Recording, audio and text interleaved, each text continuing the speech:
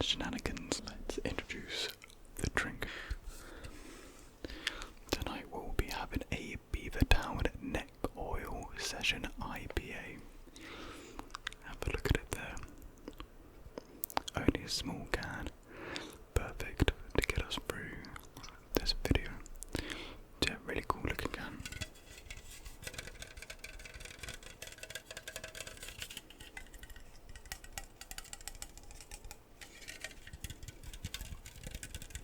And I do have a glass as well, not the best beer drinking glass or receptacle, but it was any glass I could find, so it will do for now.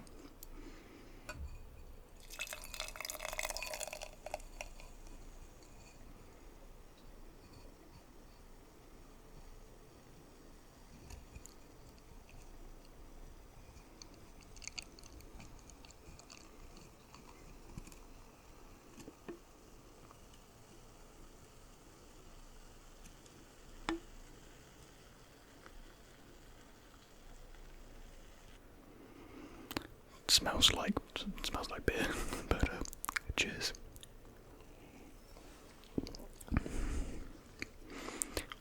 It tastes alright. Tastes like every other drink that I've had before, but yeah. But it's good. Films are a really, really big part of my life. I love films. I even studied film at university. I did drop out. I did film production at uni. But to this day, films still hold a massive love and interest of mine. So I always get excited when it comes to award seasons. I love keeping up with what films are being nominated, you know, who's been snubbed, who's got some surprise picks here and there. I just think the whole event and ordeal is just really spectacular and really just fun to get involved in. So we're simply just going to go in order of how they're listed on the Oscar website. And so what we're going to do is I'm going to give my picks and my predictions. So my picks and predictions will sometimes differ. And what I mean by picks and predictions are my personal choice, who I would want to win, and then my prediction is who I think is actually going to win it, who I think the Academy is going to choose. So sometimes they may be the same, sometimes my answers may be different. So we'll just have to say the first category is actor in a leading role, and we have Bradley Cooper for Maestro, Coleman Domingo for Rustin. I've never heard of that film. Paul Giamatti for The Holdovers, Cillian Murphy for Oppenheimer, and Jeffrey Wright for American Fiction. Now, disclaimer, I have not seen every single film. In fact, I haven't seen most of these. However, I do keep up with film quite regularly, and so I kind of know what the general consensus is of a lot of these films and a lot of these performances. So I do keep myself involved with the film world and, you know, modern day cinema. So I do know quite a lot about these films, even though I haven't seen them. So I kind of give, 100%, valid ideas or opinions out there just because I haven't seen all of these films, but I will try my best to, take into account what I haven't seen and what I have seen, just to balance out a little bit. So anyways, back to my picks and predictions. My pick for actor in the leading role is Paul Giamatti. Now, I saw The Holdovers recently. It only came out last Friday in the UK, so a Christmas film that came out in late January. Good job, Universal. On a side note, the UK distribution for films has been abhorrent.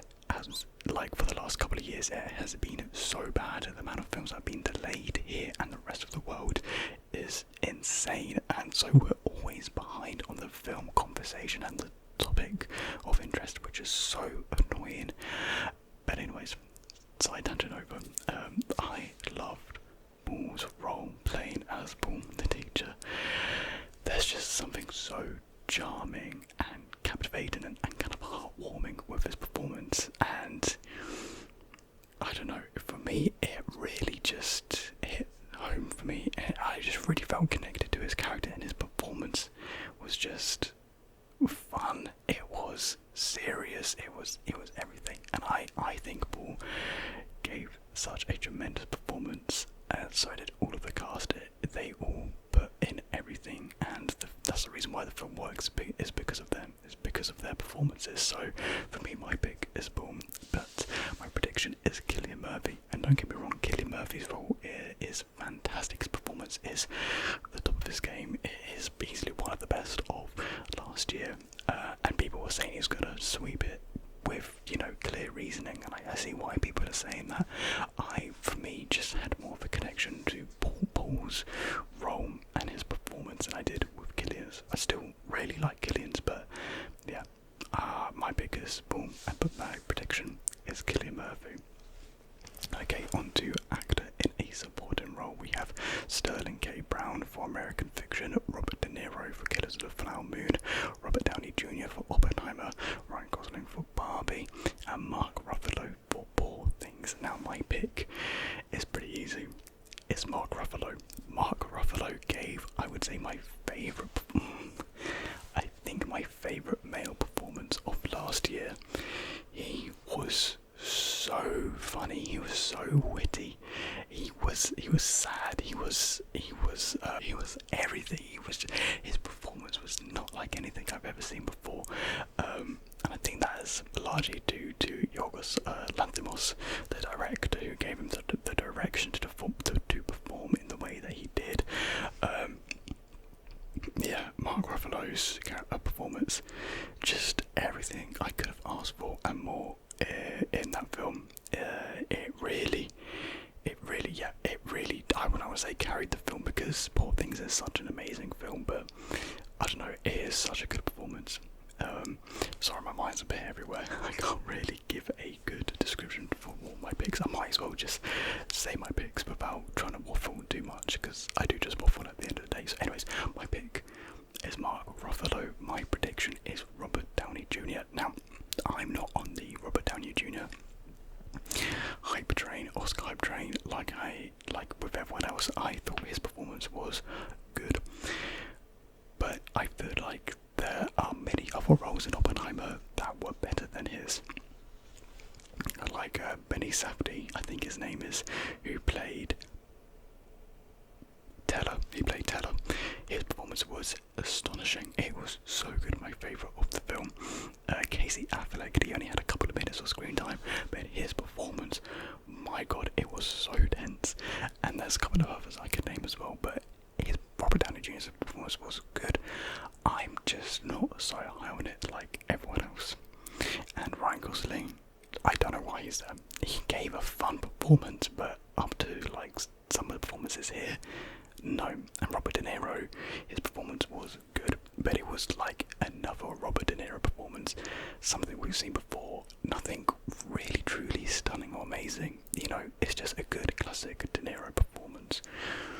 So, actress in a lead-in role, we have Annette Bening for Naiad, whatever that is, Lily Gladstone for Killers of the Flower Moon, Sandra Hüller for Anatomy of a Fall, Carey Mulligan for Maestro, and Emma Stone for Poor Things. Now, this is really, really hard to choose from,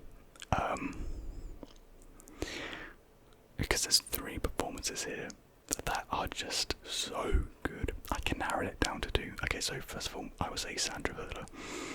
I had no idea who she was before watching Anatomy of a Fall, but now I will be looking out for her in any film she's coming out in. The Zone of Interest comes out soon, which she's in, and I am dying to see that. I'm dying to see how good her performance is in that.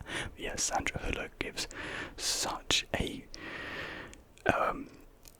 strong and stern performance in Anatomy of a Fall. It's really a complex and complicated character she's playing here, and I think she plays it to perfection. But the 2 performances I'm really struggling between are from Emma Stone and Lily Gladstone.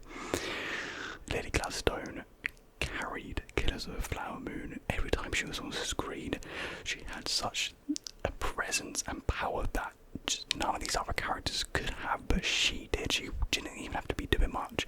Her acting was so subtle, but there was so much weight and impact to be had. But then with Emma, she put everything into this role. It's one of the greatest character studies ever, and she gave it everything. So I think what I'm going to do is I'm going to pick Emma Stone. I could easily pick Lily, but I'm going to pick Emma, and I'm going to give the prediction to Lily Gladstone. They could both be interchangeable, but I think I'm going to do it like that. I think Lily is going to get the Oscar, because namely Emma does already have an Oscar, so maybe that's going to sway things a little bit to give Lily the Oscar. But yeah, my pick, Emma Stone. My prediction, Lily Gladstone. It's a shame that there isn't Greta Lee here. Greta Lee gave my favourite female performance of last year. Again, is the subtlety in her acting, but it was, yeah, like I said, subtle, but it was screaming at you with emotion and feelings. It was so good, so good. And she was in Past Lives, by the way. So I do believe Greta Lee got snubbed massively. And I've seen people say Margot Robbie got snubbed, as well as Greta Gerwig for Best Director. I don't believe they got snubbed. I just don't believe Ryan Gosling should have got a nomination, and the fact that he did, well, then brings up the question and begs the question, well, why didn't they get then a nomination? Because them two make this film work so much more than Ryan Gosling does.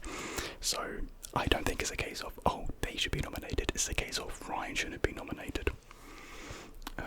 Because yeah, Greta Lee and Celine Song, I think, got snubbed even harder than the Barbie duo. But anyways, on to actress in a supporting role. Hold on. Can I have a sip? On to actress in a supporting role. We have Emily Blunt for Oppenheimer, Danielle Brooks for The Colour Purple, America Ferreira, I can never pronounce her last name, for Barbie, Jodie Foster for Nyad, again, this Nyad, never heard of it before, and Davin, I never know how to pronounce her first name, Davin Joy Randolph for The Holdovers. My pick is Davin Joy Randolph. It's a bit of a mouthful. I love the performance in The Holdovers. There was just, again, so much passion, heart, sorrow, sadness, happiness, joy into that role, and I think she played it to perfection. Her role was so good, a performance amazing. And my prediction is also for Davin Joy Randolph. So the first time my pick and prediction have aligned, but yeah, she's been sweeping the supporting actress in all the other awards. So yeah, it will be a massive surprise if she doesn't get it here. Again, America, she had a very, very beautiful and heart-moving, moving monologue in Barbie. However, the rest of her performance was just good, nothing award-winning in my opinion. Emily Blunt gave a fantastic performance as Kitty. Really good performance. I think it's just down to the writing on Nolan's end that her character couldn't be explored further or get to the lengths that it should have, because I have heard criticisms of Nolan not being able to write female characters. I haven't seen enough of his films to comment on that, but from Kitty's character, I can definitely see where people are coming from.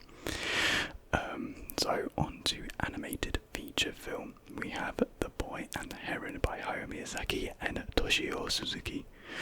Elemental by Peter Son and Denise Ream. I'm butchering these names, by the way. We have Demona by Nick Bruno, a bunch of other people. Robot Dreams by Pablo Berger. And Spider-Man Across the Spider-Verse by Kent Powers, Justin K. Thompson, Phil Lord, Christopher Miller and Amy Pascal. Now, it's a toss-up between two here, and I think we all know what the two films are. It's The Boy and the Heron and Spider-Man Across the Spider-Verse.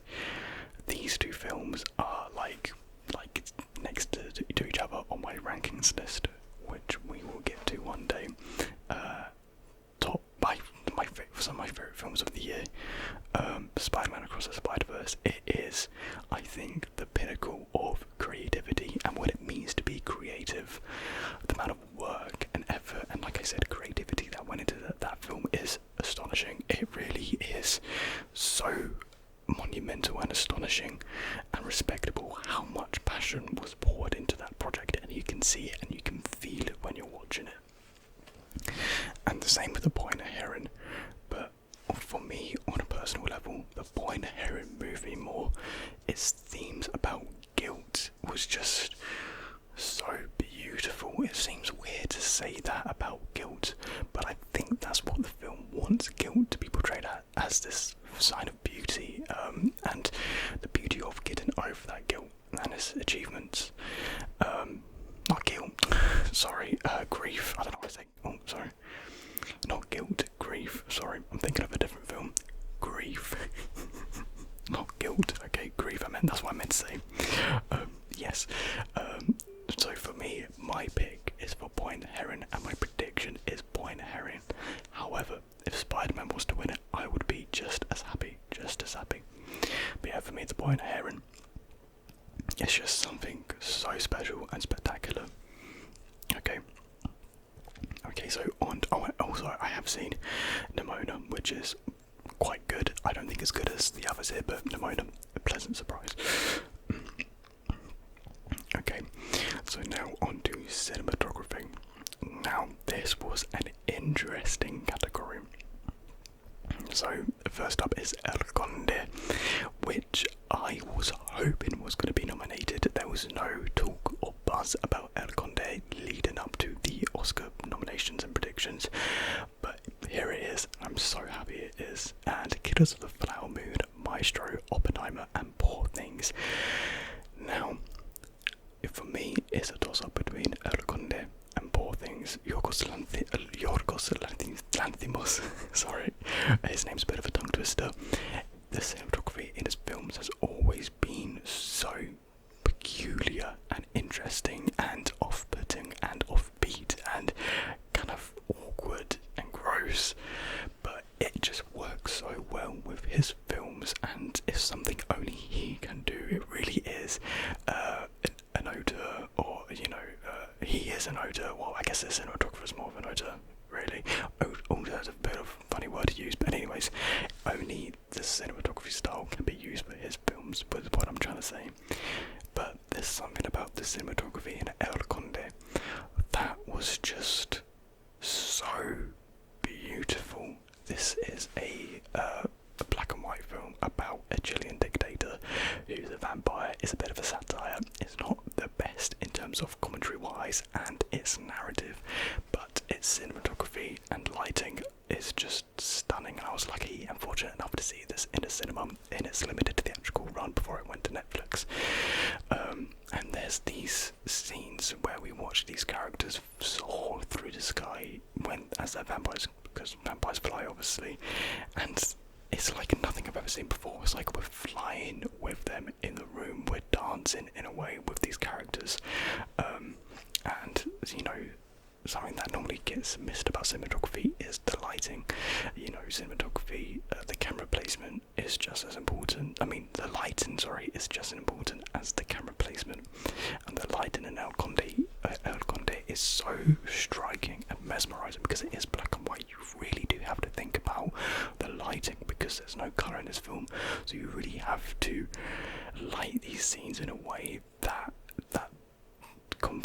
tell the story, that helps the narrative of the film, and create these interesting images. And so yeah, my pick goes to El Conde. Really, I think an underlooked film this year. Again, it's not the best film, but its cinematography is superb. I could easily give it a Poor Things as well. It's very, very close to me. However, my prediction is to none of those films.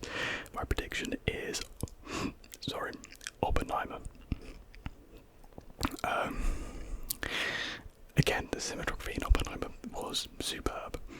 However, it didn't captivate me as much as it did with El Conde and Poor Things. When I think of some of the cinematography and when I think of these production side of awards, I think of how these aspects contribute towards the narrative and further extend its ideas and themes and messages. And for me, the cinematography in El Conde really pushes its narrative, whereas with Oppenheimer, not so much. It does, but I prefer an El Conde. And so yeah, reasoning. So my pick is for El Conde, and my prediction is Oppenheimer. Now, costume design, we have... So I'm just checking the time. Costume design, we have Barbie, Killers of the Flower Moon, Napoleon, Oppenheimer, and Poor Things. Easily, my pick is Poor Things. The costumes in that are just beautiful. I don't really know too much about costume design, but I loved what I was looking at in Poor Things. And my prediction is Barbie. I do think it's going to go to Barbie. Reasons, it's kind of been getting a lot of the costume awards up to this point. The costumes in Barbie were superb, you know, they looked like they were in dolls' outfits, so, you know, it did its adaptation correctly there. But yeah, I would love for it to go to Poor Things, but my prediction is for Barbie. Okay, now here is the controversial category, and it is for directing. We have Justine Triet for Anatomy of a Fall, Martin Scorsese for Killers of the Flower Moon, Christopher Nolan for Oppenheimer, Yorgos Lanthimos for Poor Things, and Jonathan Glazer for The Zone of Interest. Now, the big name that's missing out from here, from what online are saying, is Greta Gerwig. However, I believe the biggest snub here is Celine Song for Past Lives for a debut. She pretty much directed, in my eyes, in my opinion, a masterpiece. And it is a shame that she went unnoticed. The good thing is she has a whole career ahead of her to get a director nomination, so it's not the worst case for her not to be nominated here. But it's just, I would have loved to see her name in this list as well. But yes, the biggest name here missing is Greta Gerwig, and I think again is a prevalent problem because I don't think she was nominated for Best Director for Little Women or Lady Bird either. So it definitely does seem more like a jab at Greta than anything. And it's kind of like, well, okay, this is 3 times now she's been snubbed. When is it her chance? When is it her turn? Especially when you have someone like... Oh, actually, I guess everyone here is actually... I don't know who you would take out. I haven't seen Zone of Interest, so I can't say anything, but I've only heard praise for that film, so I can't speak on it. But the problem is, everyone here deserves a spot, and that's the thing, it's only 5 nominations allowed for directing, and it's like, you can't fit everyone in here. And that's the problem, everyone here is such a strong contender, it's like you can't take anyone out and replace it. So, yeah, it's a tough one, it is a tough one. However, picks and predictions, my pick for Best Director is... yeah, Yorgos Lanthimos. That's my pick. I was tempted to say Justine Triet for Anatomy of a Fall, but Yorgos just made something so incredibly special and unique that I will be watching Poor Things many times down the line. But my prediction, like a lot of these, is for Oppenheimer. As you can tell, I'm convinced that Oppenheimer is going to sweep the Oscars. I personally wouldn't like it to. I would like the love to be shared across multiple films, because I think that's what's so important about these awards, is that films do get the love that they deserve, and it's kind of annoying when one film just gets it all. Like, I remember the BAFTAs last year, everything went to All Quiet on the Western Front, and it was a good film, but like, there were many films that deserved other awards apart from All Quiet on the Western Front. But yes, my prediction for Best Director is Christopher Nolan. I am just going to skip over documentary feature and documentary short just because I know literally nothing about them, so I'm going to skip over them, and we are going to move on to Best Film Editing. So up for this we have Anatomy of a Fall, The Holdovers, Killers of the Flower Moon, Oppenheimer, and Poor Things. Now, my pick pretty easily goes to Anatomy of a Fall. The editing in that film is so incredibly good. I think it helps that it kind of ties in quite well with the screenplay as well. The screenplay does assist the editing, but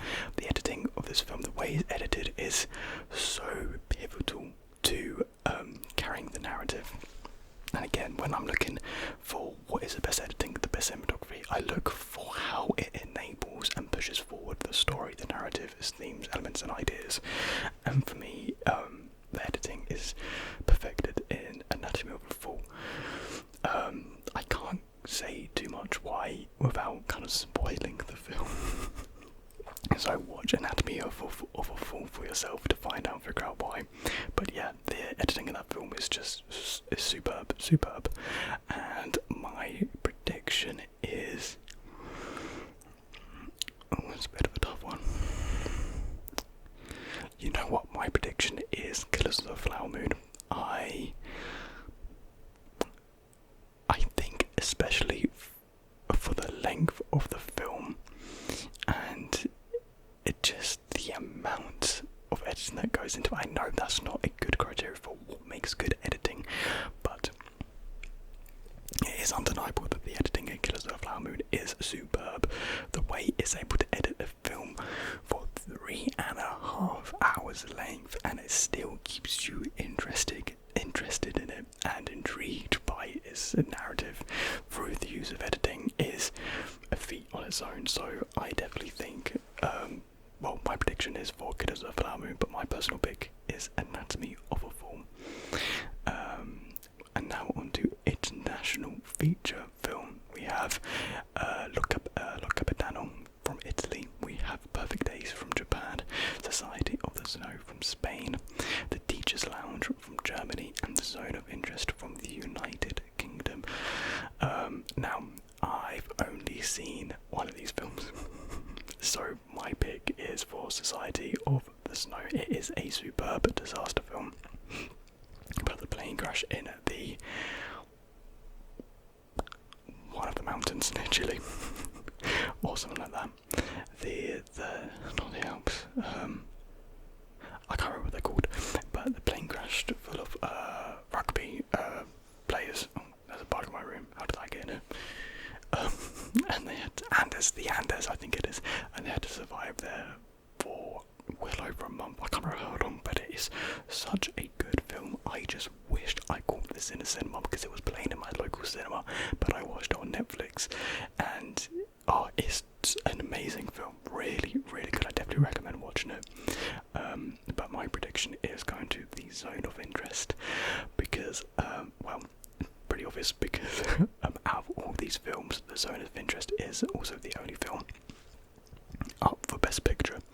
So it is pretty much guaranteed that The Zone of Interest is winning this category with pretty much ease. I'm so excited to watch Perfect Days. It releases late February here in the UK. It's about this janitor basically learning, or learning about loving his life basically. Sorry, I keep on stumbling my words tonight. I'm tired. It's late and I'm hot. So yeah, my pick, Society of the Snow. My prediction, The Zone of Interest.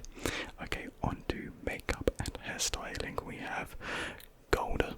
Never heard of Golda in my entire life. We have Maestro, Oppenheimer, Poor Things, and Society of the Snow. Now, my pick is Society of the Snow.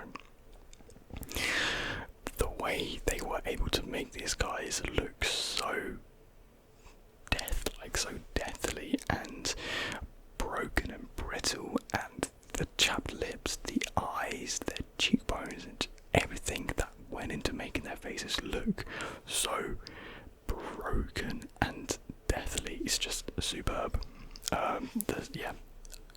Again, the makeup really helped emphasise the narrative in this film. So for me, it goes to Society of the Snow. But my prediction is, this is a tough one. For some reason, I'm kind of leaning towards Maestro for some reason, just because they do really like it when someone is aged, and I've noticed when they age someone, like they did with Bradley's character and Gary Mulligan, tends to get the award. I would love for it to go to Poor Things as well, but my prediction is going to be Maestro, just because it's an aging makeup and the Oscars seem to love that. So yeah. Okay, on to music original score. have American Fiction, Indiana Jones and the Dial of Destiny, Killers of the Flower Moon, Oppenheimer, and Poor Things. For me, it's between two. It's Oppenheimer and Poor Things. Both the scores are phenomenal. Both entirely different. Poor Things is this, again, it kind of like how the cinematography is this awkward, broken, like it doesn't entirely fit together, kind of disturbing piano keys and notes, off key notes, but it's amazing at the same time, and it really feels connected to Emma Stone's character, and it really, again, helps push the narrative forward. Oppenheimer's score is breathtaking. It is beautiful. It is studious. It is grand. It's eventful. It's everything that you could expect from a Nolan epic. And I think for that reason, my pick is Oppenheimer, and my prediction is Oppenheimer. The score is just phenomenal. There's just no denying that. I would like to give a shout out to Killers of the Flower Moon as well. The score in that is very, very, very good. Okay, now on to music. Original song. We have The Fire Inside from Flamin' Hot. I'm Just Ken from Barbie. It Never Went Away from American Symphony. I'm gonna butcher that name, so in brackets it says A Song for My People from Killers of the Flower Moon, and What Was I Made For from Barbie. Not gonna spend too long. My pick and prediction is for What Was I Made For. Just so moving and pivotal to just the Barbie narrative. It really carries so much emotional weight and meaning, so What Was I Made For? 100%. And now on to the big one. It is Best Picture.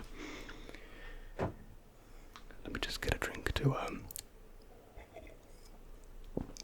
toast to all of the nominations. So the nominations are American Fiction, Anatomy of a Fall, Barbie, The Holdovers, Killers of the Flower Moon, Maestro, Oppenheimer, Past Lives, Poor Things, and The Zone of Interest. So there are 10 films nominated for Best Picture, and my pick for Best Picture is Past Lives. Past Lives has moved me like no other film has in quite some time. The last time I felt this moved by a film was Everything Everywhere All at Once, and on a rewatch I fell in love with Past Lives all over again. It's so incredibly, I don't know what to say apart from moving. It's just these characters, these writings, there's something so real about it, and it's a piece of cinema and work that I haven't seen something so real in such a long time, and I can't explain why I feel so connected to this film. I just believe it is such a beautiful story about closure, and it's searching in search of closure and getting closure that you never knew that you needed, and it's about experiencing memories and treasuring them and moving. It's just such, I think, a masterclass in romance, storytelling and writing. I can't really put into words why I love this film. I just know that I do love this film. For me, it is a 5 out of 5. It is phenomenal. But my prediction,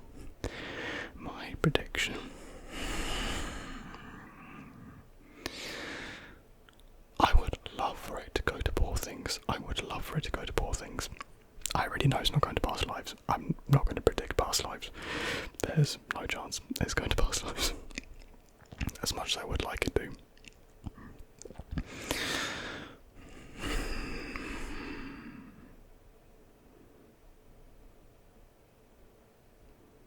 See, here's what I'm thinking. I'm thinking Nolan is going to get Best Director. But I don't think Oppenheimer's going to get Best Picture. I think Best Picture is going to Poor Things. I'm predicting it here. I think Best Picture is going to go to Poor Things. This may be a bit of a controversial take. It seems to be, if it's not going to be Oppenheimer, then it's going to be The Holdovers, which again, I would love for it to be The Holdovers.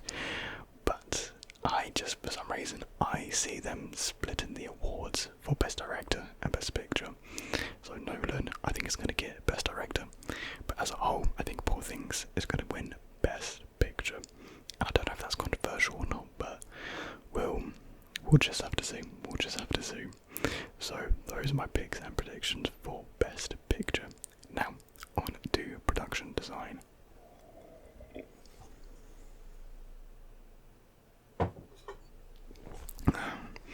Production design, we have Barbie, Killers of the Flower Moon, Napoleon. Hello.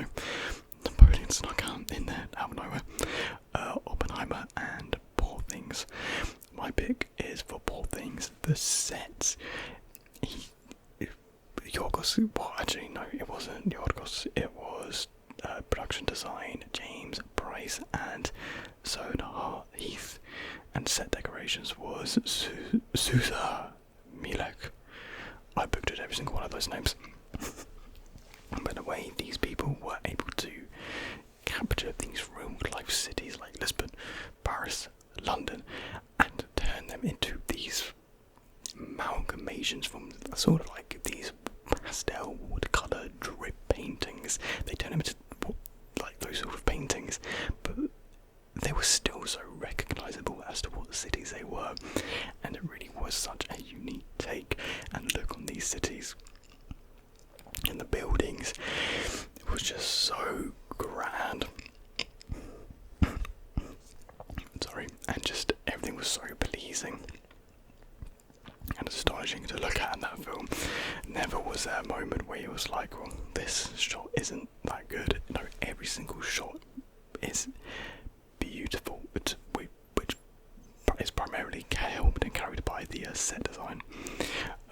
So I do struggle to speak my mind sometimes, I don't know why. But yeah, my pick is for Poor Things, and my prediction is Barbie. I do really love the production design for Barbie.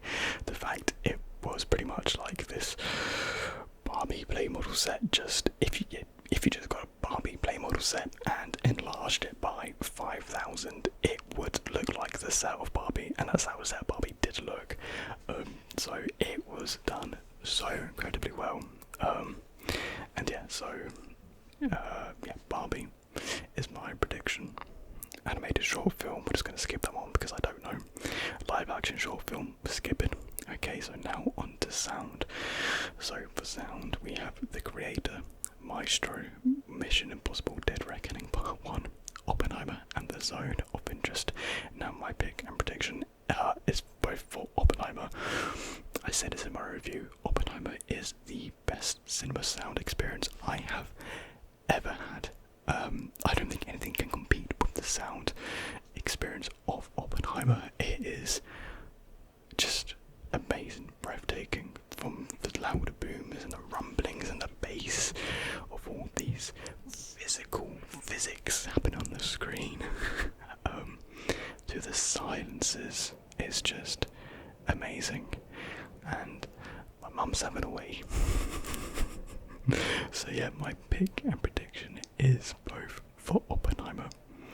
Okay, now on to, I think we've only got 3 awards to get through. So for visual effects, we have The Creator, Godzilla -1, get in, Guardians of the Galaxy Volume 3, Mission Impossible Dead Reckoning Part 1, and Napoleon. So if you can't guess from my reaction, my pick is Godzilla -1. I am so happy it has got at least one nomination. We can finally call Godzilla -1 an Oscar nominee film, and that feels so good. Godzilla -1, it does have some incredible visual effects, and even when the visual effects don't look brilliant, it has this kind of like B action film kind of feel to it that kind of just works, and you don't mind it at all. And yeah, but the way Godzilla looks in this film is just fantastic. Probably my favourite looking Godzilla ever. So yeah, do not skip out on Godzilla -1 just because it is a Godzilla film.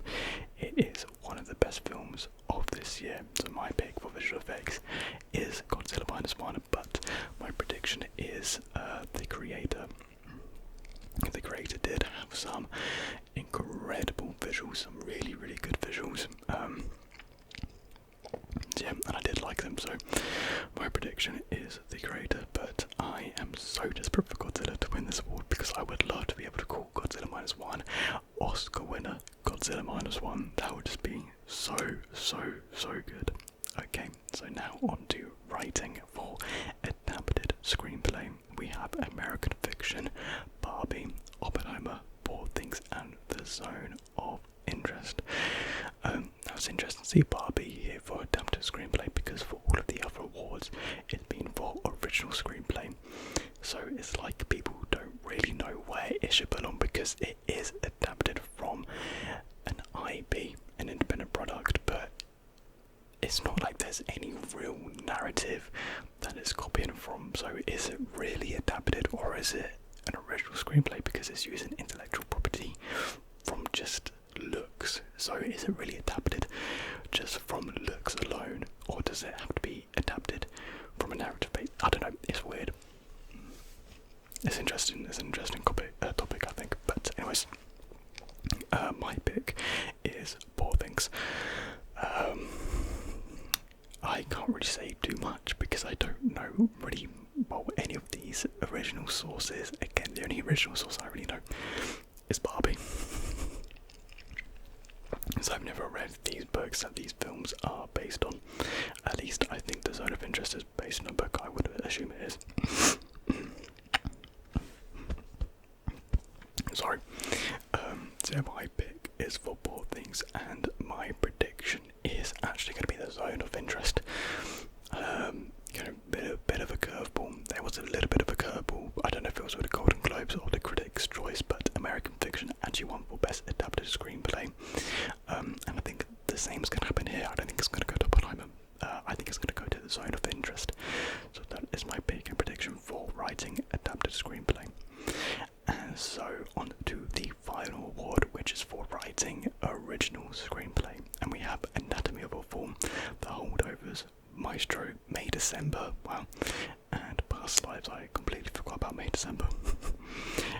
So obviously my pick is going to be for Past Lives. The writing and dialogue and everything about that film is perfection to me. So I couldn't choose any other film, but I think my prediction is going to be Anatomy of a Fall. But I do think The Holdovers has a very good chance of taking this award as well. But yeah, I think the Academy is going to favour Anatomy of a Fall. So yeah, another reason apart from the screenplay is fantastic. It is a phenomenal screenplay as well. I mean, all of these are, as much as I didn't really connect to May December as a lot of other people, I can really appreciate it for having such a unique and interesting screenplay. So yeah, my pick is Past Lives and my prediction is Anatomy of a Fall. And that actually wraps it up for all of the awards. I know this was quite a lengthy video, it's a little bit all over the place. Oh god, over 45 minutes. The thing is, I felt a little bit rushed, but it's a very long video, so hopefully, I know not all my thoughts were coherent at all. My thoughts never are coherent. I do struggle to actually say what's on my mind and say my opinion out loud. I don't know why. It's very hard for me to talk about film, and yeah, I'm much better at writing about it and thinking it more over instead of actually thinking on the spot and saying it out loud on the spot. So I do apologise that it's kind of hard to understand what I'm saying sometimes when talking about film. So I do apologise on that end and aspect. But I do hope you could enjoy this video just based on the whispers. I haven't quite finished my drink, but I'll finish it afterwards. So I do hope I was able to entertain you guys or put you guys to sleep. I had a really good time talking about films, talking about the Oscars. I will be talking about films a lot more, hopefully a lot more coherently on this channel. I will be doing the rating, roasting and reviewing your Letterboxd profiles soon. I just want to say thank you for being here with me this evening. I really do appreciate it. So